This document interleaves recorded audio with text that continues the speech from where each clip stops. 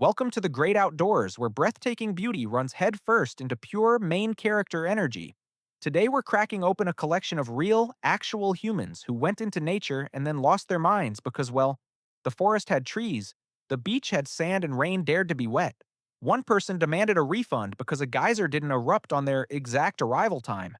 Someone else called the front desk at 2 a.m. to turn off the crickets. And yes, someone genuinely thinks we should install Wi Fi on mountain peaks so they can live stream the moment for the likes. Buckle up because the entitlement level here is about to melt your brain. 1. You know that feeling when you pay for a wildlife experience like you're walking into a theme park? This family rolls into a reserve with phones fully charged, cameras ready, and a whole movie trailer playing in their heads, bears waving "Hello Deer" posted up by the roadside like they're on a photo call, a perfect little head tilt so the sunlight catches that untamed vibe. But there's no director out here. The forest is still the forest, and the furry cast picks the most logical option back into the brush behind the trees, gone like they were never even on the schedule. So of course they're mad.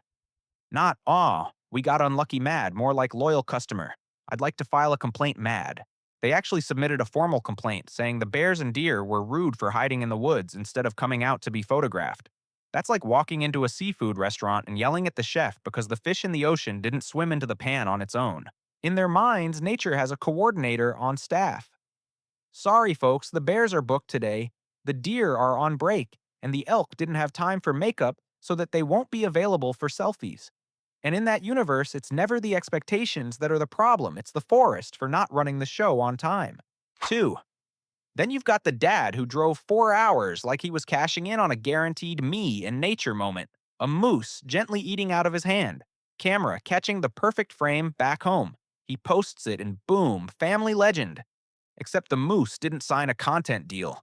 It doesn't know you burned a tank of gas, and it definitely doesn't care that you're standing there holding food like you just placed an order. It looks at you, does the math, and chooses the smartest option. Nope, and walks away. And dad doesn't go. Guess we didn't get lucky today. Not even close.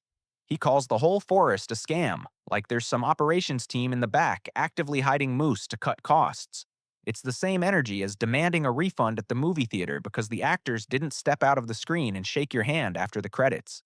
In his head, nature is an on demand service. You show up, you pay, and a moose appears on schedule for hand feed photo goodbye. Reality's a lot simpler. This is wildlife, not a meet and greet. 3. Yellowstone gets a very special breed of tourist, the kind who shows up to a national park like they're about to watch a scheduled performance at the mall. The second their car rolls into the parking lot, they're already standing there with arms crossed, checking their watch, staring at nothing like they're waiting for someone to walk out of a control room and go, "All right, folks, starting the geyser now." When Old Faithful doesn't erupt immediately, this person seriously demands a refund at the entrance. A refund. Because nature didn't hit play on their timeline. Apparently, they truly believed there was a technician backstage with a big red button, and that guy was either slacking or missed his shift. A ranger explains it's a natural geothermal event. Sometimes it's quicker, sometimes it takes longer. The tourist still isn't happy. Like they've just discovered the park doesn't have scheduling software for a volcano. They even suggest Yellowstone should upgrade its eruption calendar so guests don't have to wait. Just imagine an electronic sign that says Old Faithful delayed due to system maintenance with a little compensation desk next to it, because your eruption experience was 7 minutes late. Talking to the manager of a geyser might be peak modern civilization. 4. Some people drive into the woods and discover something truly shocking: the woods have trees. And not a couple decorative trees for ambience, either. An entire squad of trees standing around confidently taking up space, doing the one thing trees have always done existing. So in the Great Smoky Mountains, one visitor left a comment card that basically slapped biology in the face. Too many trees block the view. Too many trees. In a forest. And the real question is, what view were they hoping for? Were they trying to see through the forest to get a better look at the forest? It's like walking into a library and complaining that the books are blocking your view of the shelves, or going to a pool and being mad that the water got you wet. In their head, forest must mean some minimalist, open concept version: sparse trees, wide, empty space, perfect natural lighting, and every angle ready for an Instagram shot without a single branch ruining the composition.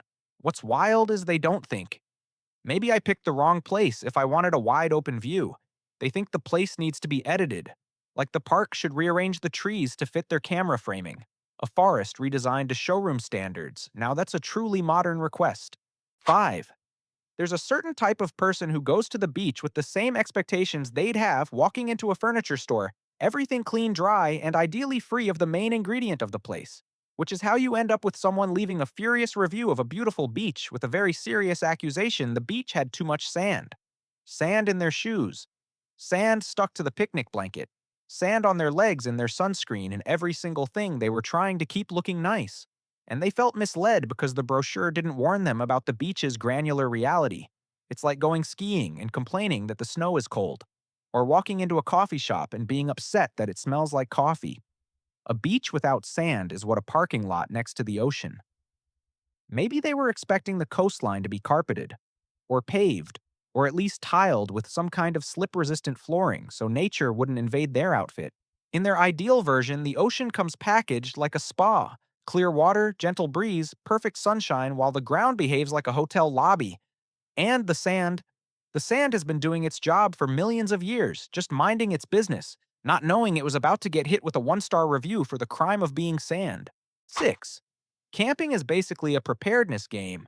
Check the forecast pack, a rain jacket, waterproof your stuff, and accept that the sky didn't sign a personalized service contract for your weekend.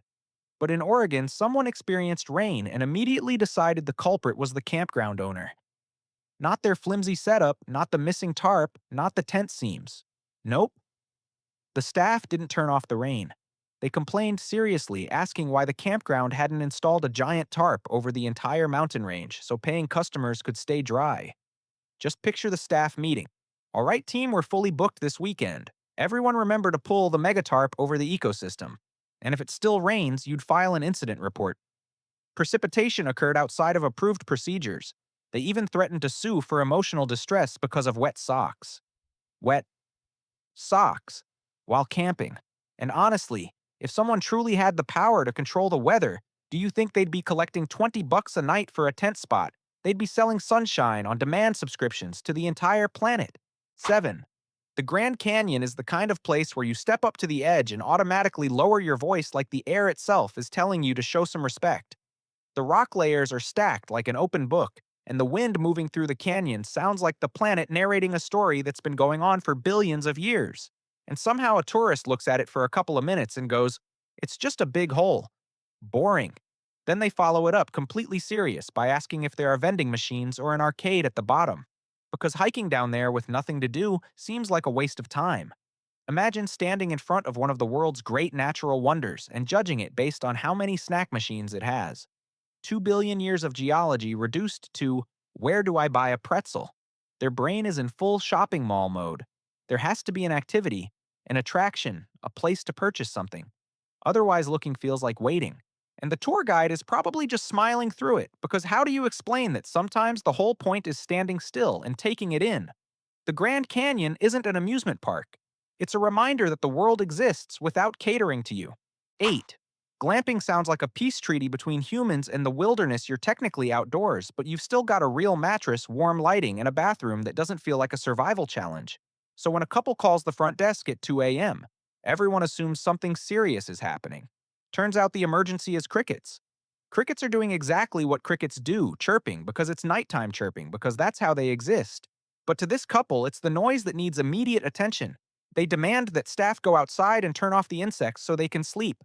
Like the resort has a control panel somewhere, AC smart curtains, and a big toggle that says insects off. When staff explain that's just nature, the couple pivots into suspicion the resort must be pumping in fake cricket sounds to create a rustic vibe like it's an audio filter for luxury. So they want total silence, but they also believe the chirping is basically a Bluetooth speaker hidden in the bushes. Just picture the night staff walking around with a flashlight, crouching in the grass like they're negotiating. Hey, room 12 needs to sleep. Can we bring the volume down a little?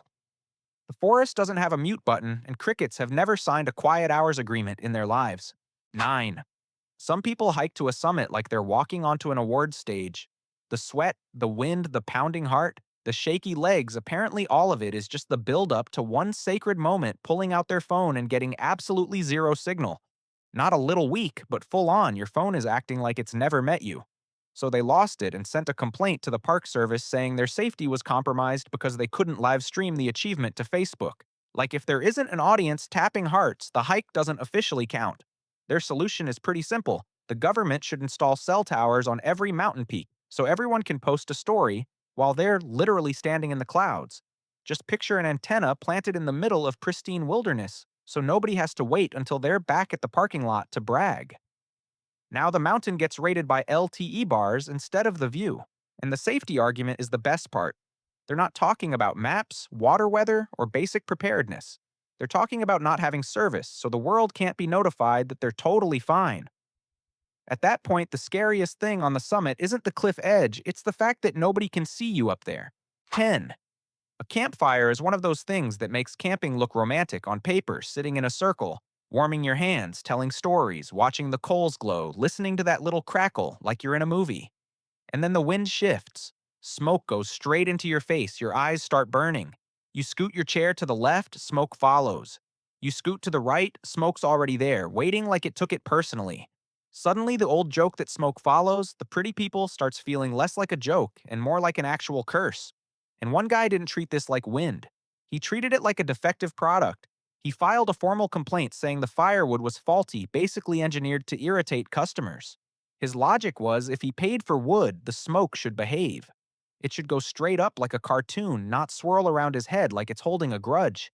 He even demanded a refund because the wood didn't burn clean enough for his preferences. Just imagine the firewood supplier processing a warranty claim. Sorry about that, sir. Our smoke has a strong personality. If campfires came with a dial to adjust smoke direction, that company would be a billionaire overnight. But camping doesn't offer a smoke-free premium package. It offers windfire and a tiny reminder that nature doesn't take customer service requests. 11. There are two kinds of people on a hike. The ones who show up in these shoes are already dead shoes, and the ones who bring fresh out the box white sneakers and step onto a trail with the confidence that nature will respect the outfit. So when someone walks through a rainforest, looks down, and sees their bright white sneakers turn into earth tone, they immediately decide the trail is dirty and poorly maintained. They complain like they just checked into a hotel, and the lobby floor hasn't been mopped. Why is there dirt on the ground? Which is a wild question considering dirt has been here for what a few billion years longer than those sneakers have existed. And then come the suggestions the park should pave the trail or build boardwalks to protect paying guests and their expensive footwear. Because obviously a wilderness trail should be polite, clean dry, smooth, no mud, no leaves, no sticks. Basically a mall hallway with better scenery. Just picture a construction crew pouring concrete straight through an ecosystem so one pair of designer sneakers doesn't have to touch mud. It's a rainforest. Rain is the whole brand. Mud is literally part of the deal. But somehow people still show up expecting the wild experience to come with janitorial service and stain-resistant flooring. 12. There's a simple rule at a campsite. If you leave food out, you've basically mailed out party invitations. A squirrel spots it and moves faster than an office worker sprinting toward free snacks in the break room. But one person didn't take it as a lesson in maybe pack your food better. They treated it like a felony. They called the actual police to report a theft. The officers show up expecting missing wallets, stolen phones, something normal. Nope. The stolen property is a granola bar, and the suspect is a tiny squirrel chewing with the confidence of someone who has never once feared consequences. And it gets better, they demanded the police identify the specific squirrel responsible and recover the granola bar. They even asked if they could press charges. Imagine the report suspect description: small gray rodent, quick on its feet, highly motivated by snacks. Motive: unsecured food on a table. Then they blamed the park rangers for aiding criminals by letting squirrels roam freely like the park needs a miniature jail and a full justice system for rodents. Meanwhile, the granola bar has already been processed according to the laws of the forest. 13.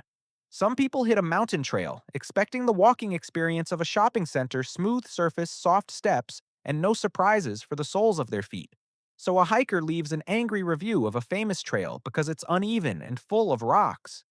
They write like someone intentionally set up obstacles, rocks placed wrong ground, not level, the whole experience unacceptable. And their solution is simple: pave it. Pave the entire mountain so people can walk up in flip-flops without looking down, one hand free to scroll on their phone. Just imagine the project proposal steamrollers in the wilderness concrete poured around every bend, optimizing the experience by removing everything that makes it a mountain. Rocks that have been sitting there for thousands of years suddenly become customer service failures. People still want the summit photo, still want the inspirational caption. They just want the path to behave like a red carpet that delivers achievement without effort, sweat, or dirt. 14. Another person notices something even more offensive. The hike to the summit is mostly uphill. They complain there's too much incline, like the mountain made a design mistake. It's the same vibe as walking into a movie theater and being mad the screen is too big, or ordering coffee and complaining it tastes like coffee.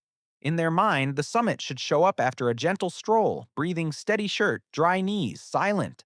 If that's the expectation, the mountain needs a flat mode or at least a route designed like a city park walkway. But a mountain is geology, not a sidewalk engineered for comfort. Wanting mountain climbing with the feeling of a flat floor is like joining a gym and asking the treadmill to run itself so you can still get the workout completed badge. 15. When you choose where to stay, you're also choosing the soundtrack. You book a room next to a massive waterfall, you read Wake Up to the Sounds of Nature, and you picture gentle, trickling like a spa playlist with a little stream noise. Then you get there and realize a waterfall doesn't trickle. It roars. It's basically the planet dumping a bucket of stress 24/7. And one guest did the unthinkable. They asked for a discount at checkout because the waterfall was too loud and they couldn't sleep. They actually asked the front desk why the staff didn't turn the water off after 10 p.m. So paying guests could rest like there's a master valve behind the falls and the night shift forgot to close it. When the staff explained that water flows because gravity exists not because of office hours, the guests stayed annoyed anyway, as if this was a customer service failure. Just picture a sign waterfall closed from 10 p.m. to 6 a.m. Please enjoy the waterfall during business hours. It's a world where nature apparently needs hotel approval before it operates. 16. A ski resort is pretty upfront about the product snow, and snow is cold. It's literally water that's so cold it changed form. And yet someone still left a 1-star review because the snow was too cold. They suggested the resort should heat the snow so it's more comfortable to fall on, so your jeans don't freeze to your legs so the experience feels softer. Imagine the logistics heating an entire mountainside so the snow stays fluffy like a hotel mattress. But if you warm snow up, it stops being snow. It becomes water, and now you've got a mudslide theme park. They still want the white perfect photos. They just don't want the cold that comes with the thing they came for. It's like wanting to swim in the ocean without getting wet or wanting to hike a mountain without breathing hard. In their ideal version, nature keeps the aesthetic, but all the inconvenient settings are switched off. 17. One family ended their camping trip early because the woods were too dark at night. They were genuinely shocked to discover trees don't come with streetlights and the moon doesn't always show up on cue. In their letter to park management, they demanded a refund and suggested installing floodlights every 50 feet for safety, and so people won't get scared.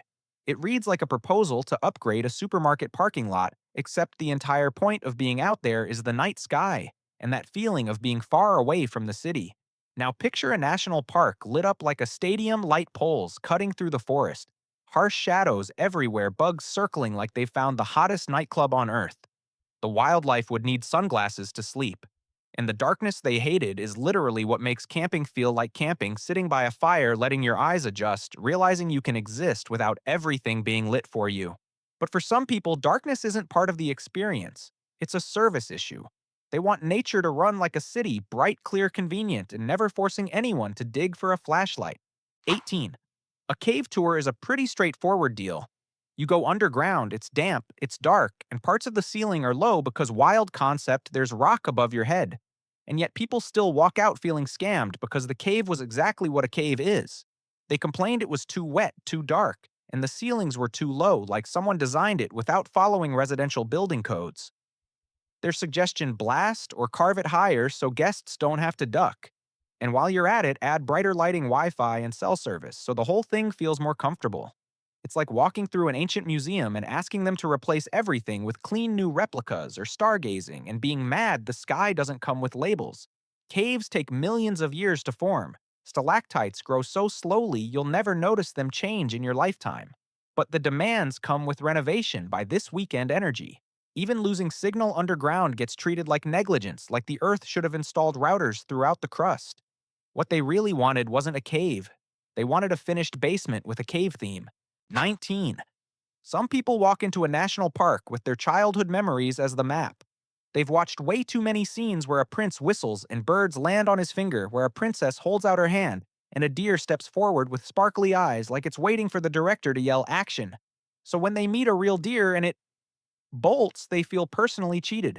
Some even complain that the animals don't look like the cartoons like the park falsely advertised wildlife because they didn't get to cradle a fawn like Snow White. It's the same energy as going to the zoo and being mad the lion won't smile for your camera. Real deer don't read fairy tales. A stranger walks up, it runs a quick survival calculation. Tall two-legged smells like snacks. Intentions unclear, and it chooses leave immediately. And the part people get upset about is the exact thing that makes it wild. It doesn't perform for your feelings. It doesn't pose for content, and it didn't sign a consent form for petting. If you want a deer that stands still so you can hug it, we already invented those stuffed animals and AR filters. In the forest, deer do what deer do exist. Stay alert and keep their distance from the species that thinks it's the main character. 20. Someone books a digital detox cabin with a wholesome goal. Get off screens, turn off notifications, slow down. Then they arrive and realize there's no smart TV, no high-speed Wi-Fi, no fiber, and they panic, like they just got dropped into the Stone Age.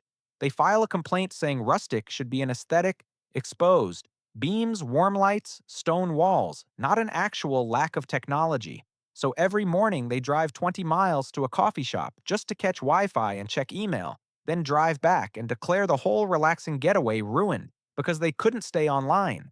A detox that requires a strong connection so you can complain about the detox is honestly pretty on brand. In their head, disconnecting means the internet is still available, they're just choosing not to use it like a diet where the fridge still has to be full of cake for emotional support.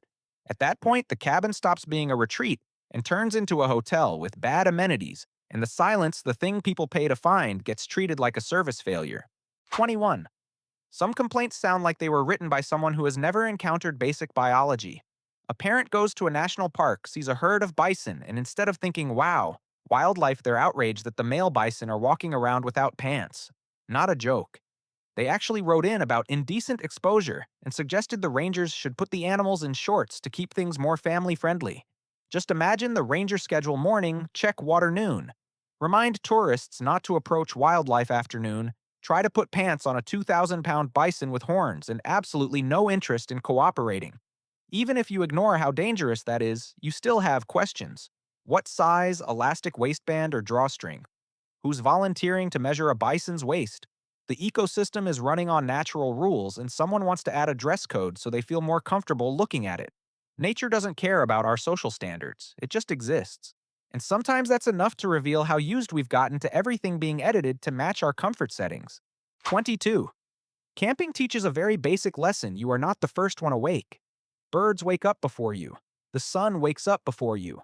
The entire forest has been running on its own schedule long before quiet hours existed on a sign. And yet someone suggested the park should enforce quiet hours for birds, specifically no chirping before 8 a.m., so people can sleep in. That's like calling a hotel to complain that the sunrise is too bright and asking them to reschedule it for 9. They want rangers to go out and remind the birds, or silence the trees like the chirping is an outdoor speaker system someone forgot to turn down. In their head, nature is a resort you can manage with rules. Crickets off after 10 birds, off before 8. Midday sun turned down and wind kept gentle so it doesn't mess up their hair.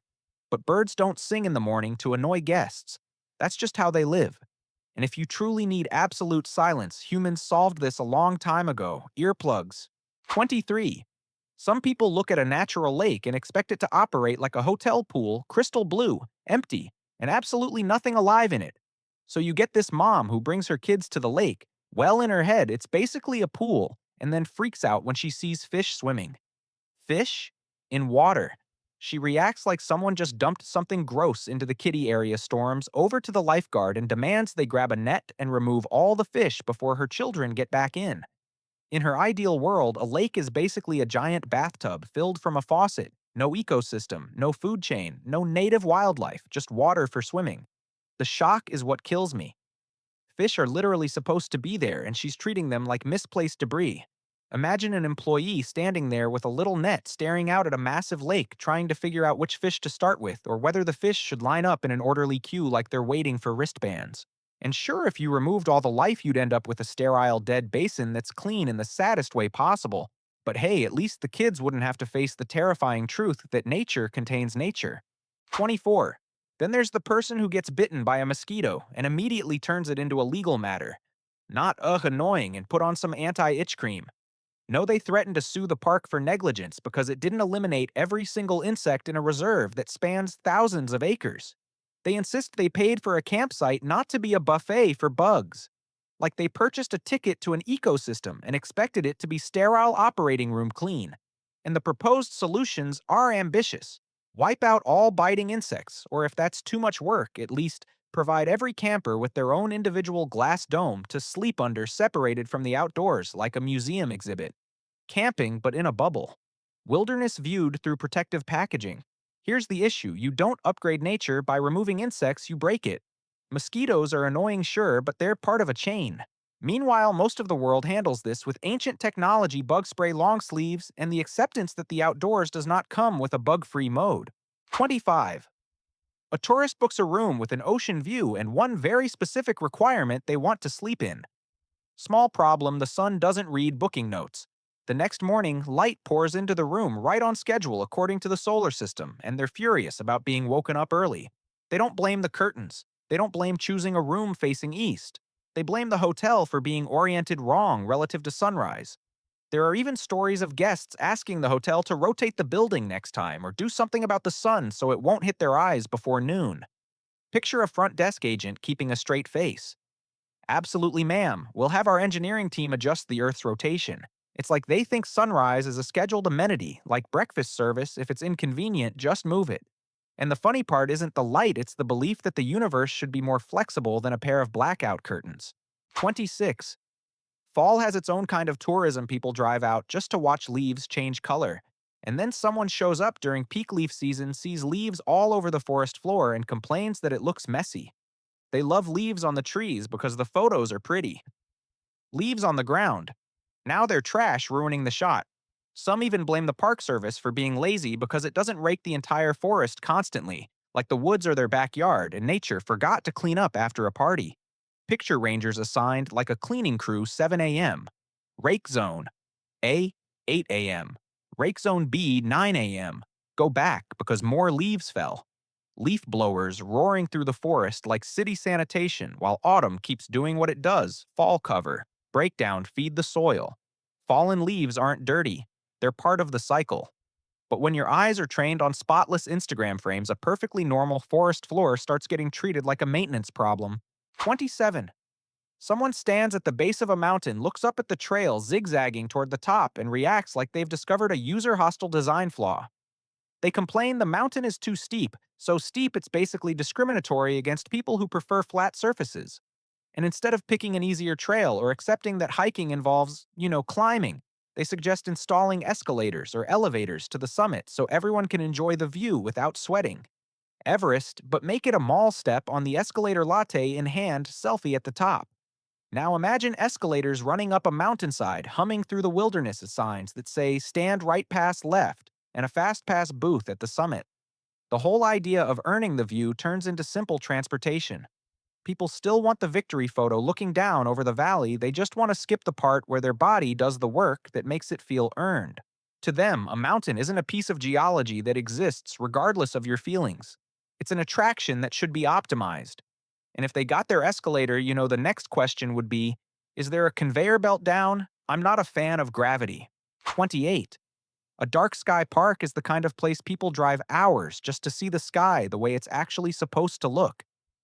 Milky Way, clearly visible stars scattered so thick it's like someone spilled salt across the universe. And suddenly you realize how much city light has been censoring reality. And then someone shows up and complains there are too many stars. They say it's overwhelming, too bright, too intense, and they prefer the sky back home where you can only see 2 or 3 stars, nice and tidy, nothing to think about. They even ask if the park can dim the sky a little, maybe turn off a few stars so it's not so much. Just picture a ranger standing next to a telescope with a remote. Like, no problem tonight, we're disabling Orion and turning the Milky Way down 30% for our VIP guests who prefer a minimalist vibe. The whole reason dark sky parks exist is that most people never get to see the sky like that anymore. But if you're used to streetlights and screens, a full-strength night sky feels like too much information at once, like the universe just switched to HD and someone immediately went searching for the lower resolution button. 29. Certain front desk calls make you pause and wonder if the guest thinks they're in a hotel or a simulation game. A seaside resort guest calls down at night furious because the ocean is too loud. Waves rolling in constant white noise, sometimes louder, sometimes softer, and they want staff to turn it off so they can sleep. The tone is like they genuinely believe there's a master switch in a back room labeled Wave Machine Off. When the manager explains that it's the Pacific Ocean, not a wave pool at a water park, the guest still treats it like a service issue. I'm paying to relax. I need quiet. Why aren't you handling this? Imagine the night staff walking down to the shoreline with a remote hitting volume down and the ocean politely whispering, or a sign waves will be paused from 10 p.m. to 6 a.m. Sorry for the inconvenience. An entire ocean is being asked to run on business hours because someone doesn't want to use earplugs. And just like that, nature gets shoved into the role of hotel amenity that should adjust to personal preference. 30. Some real one-star reviews make you feel like the internet should come with a daily reading limit. Yosemite, one of America's most iconic Perodney places, gets trashed because it doesn't have a McDonald's, or a casino, or valet parking, or a concierge. The reviewer lists it like they're judging a downtown luxury hotel, not enough services, not enough conveniences, not enough familiar ways to spend money. And to round it out, they complain that the trees block the view and there are too many gray rocks. Just imagine standing in front of massive granite cliffs and thinking, you know what this needs? A burger counter. Or looking at a forest and getting annoyed because the branches mess up the composition. In their head, Yosemite isn't a place to take in the scale of the world, it's an attraction that hasn't been upgraded for customer experience. Like nature should be redesigned to city standards, wider sightlines, trendier rock colors, and full-service amenities attached to everything. And the funny part is people still go, still take the photos, still post them, then rate the whole thing on a convenience checklist like awe only counts if it comes with fast food and someone to park your car. If you're reading these complaints thinking, no way, people are this ridiculous, congratulations, you still live on the same planet as the rest of us. Now it's your turn. Are you an outdoors person or an indoor person? And if you do go outside, what's your favorite way to enjoy it?